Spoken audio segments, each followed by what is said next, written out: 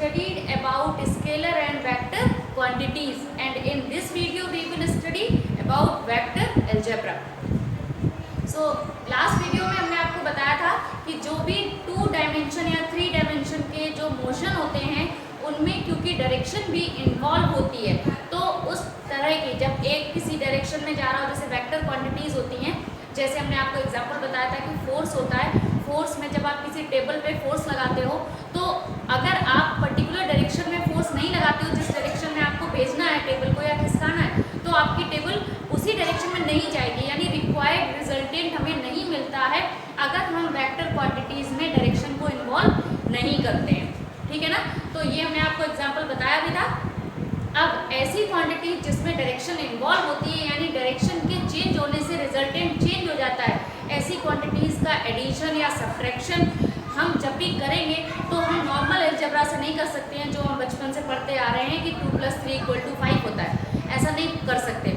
तो हमें उसके लिए वेक्टर अलजेब्रा की ज़रूरत पड़ती है। अब वेक्टर अलजेब्रा क्या होती है उसके लिए हम यहाँ पे आपको बताते हैं। सबसे पहले आप ये बताइए वेक्टर क्वांटिटीज को रिप्रेजेंट कैसे करते हैं। तो representation of vector, representation of vector, ठीक है। Suppose we have a vector quantity A, ठीक। अगर ऐसी कोई क्वांटिटी है तो इसको रिप्रेजेंट करने का सबसे आसान तरीका है कि हम इसके ऊपर एरो बनाते हैं। ये रिप्रेजेंटेशन है कि ये वेक्टर है, ठीक है। तो और ये तो सिंपल है वेक्टर को रिप्रेजेंट करने का। अगर हमें बाय ड्राइंग यानी बाय ज्योमेट्री रिप्रेजेंट करना हो तो हम क्या करते हैं। Suppose we have a displacement, because we know that displacement is a vector quantity. We have the value of displacement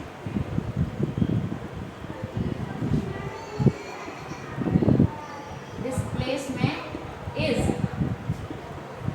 5 meter, ठीक है। मतलब ऐसे वैल्यू हमें गिवन है और इसको हमें by geographical method, by geometry के अकॉर्डिंग हमें इसको रिप्रेजेंट करना है। तो हम कैसे करेंगे। अब आप देखिए, हम मान लेते हैं कि 5 मीटर का अगर हमें कोई वेक्टर बनाना है तो उस वेक्टर की लेंथ, वेक्टर में क्या होता है, वेक्टर में 2 चीजें होती हैं। जैसे ये वेक्टर है तो इसका मतलब ये होता है, एक तो होता है नंबर यानी जो न्यूमेरिकल वैल्यू हो, ठीक है, और इनटू उसकी लेंथ, इसको हम रिप्रेजेंट करते हैं वेक्टर से। नंबर का मतलब कि अगर आपने n, ये मान लीजिए 5 मीटर लिखा है, तो 1 मीटर की हम एक लेंथ को मान लेते हैं कि हमारा जो वेक्टर है, यानी जैसे क्या करेंगे, ऐसे मान लीजिए ये एक वेक्टर है, हमने इसको वेक्टर बनाया, तो इसमें क्या है, 2 चीजें होती हैं, एक होती है डायरेक्शन और एक होती है लेंथ। यानी इसको हम ऐसे भी लिख सकते हैं, डायरेक्शन और इनटू लेंथ, 2 चीजें लिखनी होती हैं। तो डायरेक्शन मान लीजिए वो ईस्ट है, अगर 5 मीटर टुवर्ड्स ईस्ट लिखता है, ठीक है। तो हमने एरो बनाया, तो ये इधर डायरेक्शन में बना लिया। अब हम क्या करते हैं कि जो 5 मीटर है, यानी इस एरो को 5 मीटर का स्केल ले लेते हैं। इतना मान लिया 1 मीटर है, ये 1 मीटर है, ये 1 मीटर है, तो ये अगर हम टोटल माने तो ये टोटल कितना हो गया, 5 मीटर, ठीक। तो ये जो एक एरो जिसमें इसको हम कहते हैं टेल और इसको कहते हैं हेड। तो हेड और टेल, तो हेड और टेल के बीच की जो वैल्यू होती है, यानी बीच की जो लेंथ होती है, उसको कहते हैं वेक्टर की क्वांटिटी। जैसे हमने इसमें 5 लिखा है, तो अगर हम 5 मीटर को रिप्रेजेंट कर रहे हैं तो 5 इस जो हमने एरो बनाया है, इस एरो की लेंथ को 5 मीटर का मान लिया है, यानी उसको 5 मीटर का बनाया है, और जिस डायरेक्शन में लिखना होता है उस डायरेक्शन में हम एरो लगाते हैं। ये है इसका ज्योमेट्रिकल रिप्रेजेंटेशन, ठीक। और ये है सिंबल जो हम जनरली यूज करेंगे किसी में भी, कहीं भी हमें अगर वेक्टर क्वांटिटी लिखनी है, अगर आपने उसके ऊपर एरो नहीं लगाया तो that will be not considered as vector, ठीक। अब एक चीज और होती है कि वेक्टर में सिर्फ अगर कभी ऐसा यूज हो कि जहां हमें वेक्टर क्वांटिटी तो यूज करनी है लेकिन उसकी डायरेक्शन से मतलब नहीं रखना है, तो उस टाइम हम वेक्टर को कैसे रिप्रेजेंट करते हैं। तो हम लेते हैं वेक्टर का mod, modulus of vector, modulus of vector का मतलब होता है आपका वेक्टर है ए, अगर हमें इसकी सिर्फ न्यूमेरिकल वैल्यू से मतलब है, वेक्टर की डायरेक्शन से मतलब नहीं है, तो हम इस पे लगाते हैं मॉड। ये होता है मॉड का रिप्रेजेंटेशन, जो सामने लिखा हुआ है दो पैरेलल लाइन, इसके पैरेलल लाइन के अंदर जब आप कोई भी वैल्यू लिख देते हो तो उस वैल्यू में ना तो डायरेक्शन से कोई मतलब होता है, केवल मतलब होता है उसकी न्यूमेरिकल वैल्यू से। जैसे अगर हम ये कहें कि हमारी ये वैल्यू, कोई एक वैल्यू है जिसमें आपको दिया गया है कि डिस्प्लेसमेंट दिया है -5 मीटर और दूसरा डिस्प्लेसमेंट है +5 मीटर, ठीक है।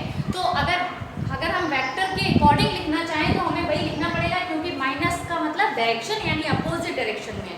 लेकिन जब हम उसकी सिर्फ मॉड वैल्यू लेते हैं तो मॉड वैल्यू का मतलब हमारे लिए सिर्फ इतना हो जाएगा 5 मीटर, ठीक। तो यहाँ पे अगर माइनस लगा है या फिर ये प्लस लगा है,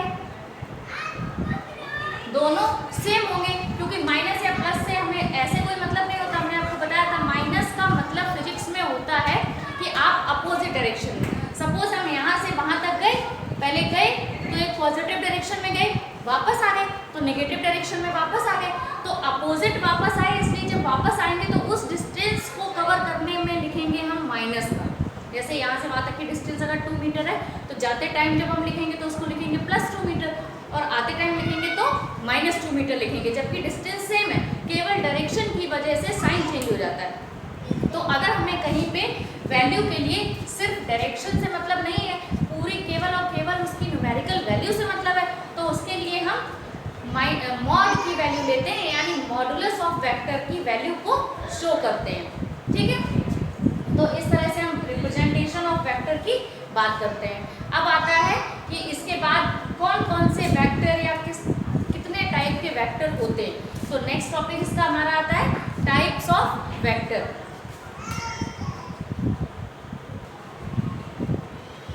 सो we have a next topic types of vector. कौन कौन से टाइप होते हैं? सबसे पहला होता है लाइक वेक्टर। लाइक वेक्टर का मतलब होता है कि जिसमें डायरेक्शन तो सेम हो लेकिन उसका मैग्नीट्यूड अलग हो भी सकता है। मतलब हो भी सकता है का मतलब अगर नहीं भी है तो ऐसा नहीं कि उसको लाइक वेक्टर नहीं कहेंगे, लेकिन मोस्टली ऐसा होता है कि नहीं भी हो।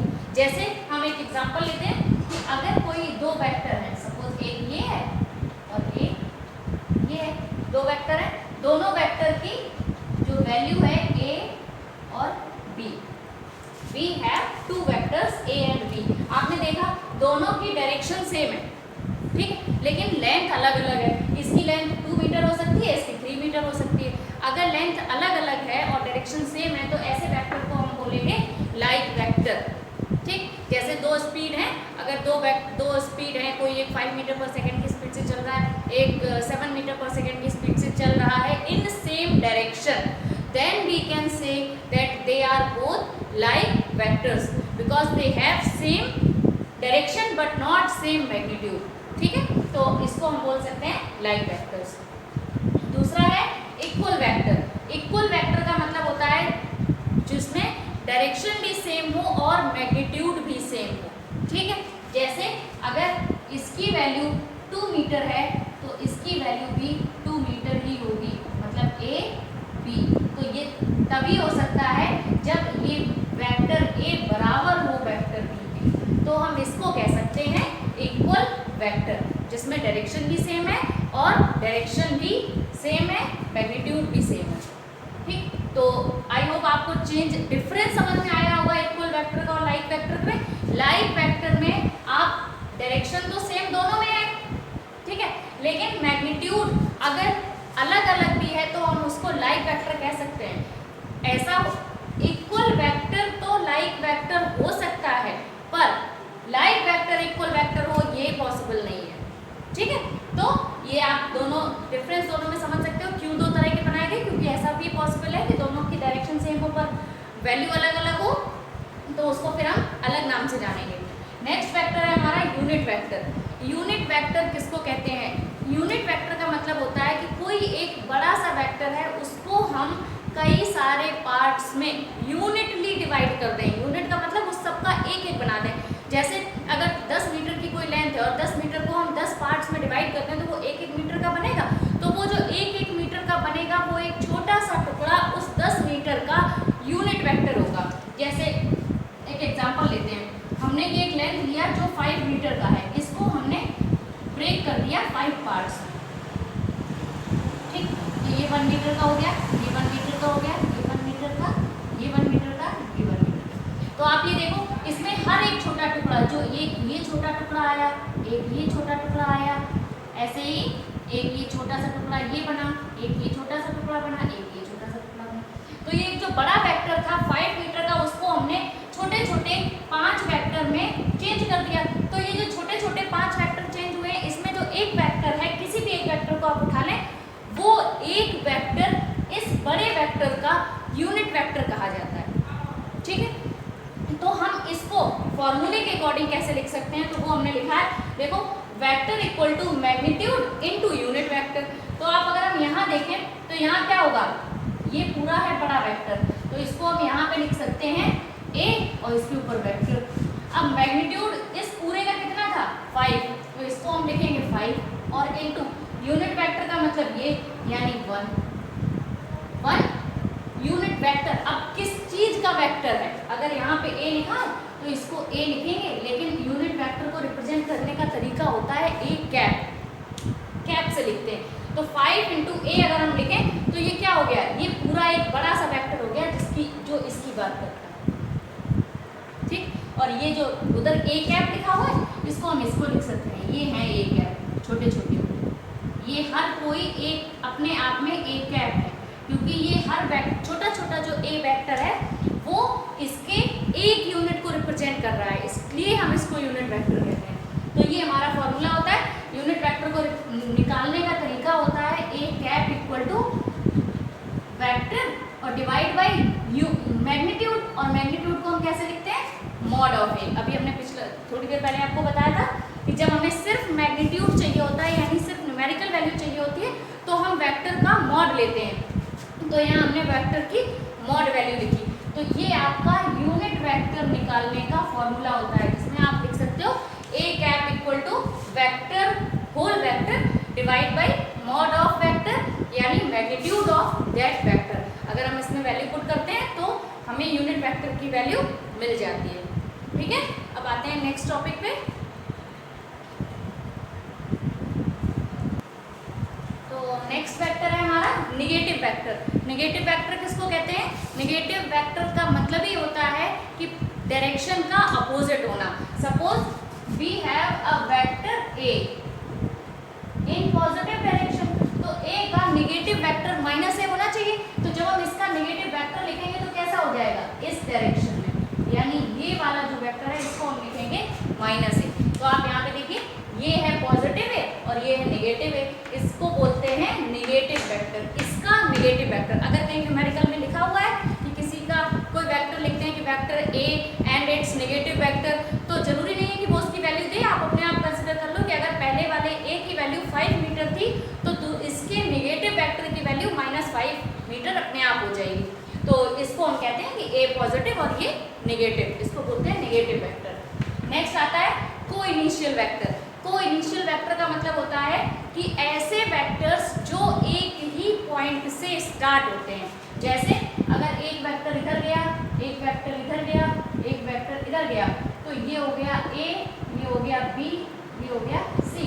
तो आप देखिए इसमें आप देखेंगे कि ये वाला जो पॉइंट है, यहीं से तीनों वेक्टर निकले, तो ये तीनों वेक्टर आपस में को इनिशियल वेक्टर कहे जाएंगे, ठीक। It means those vectors which have common initial point, that is called को इनिशियल वेक्टर।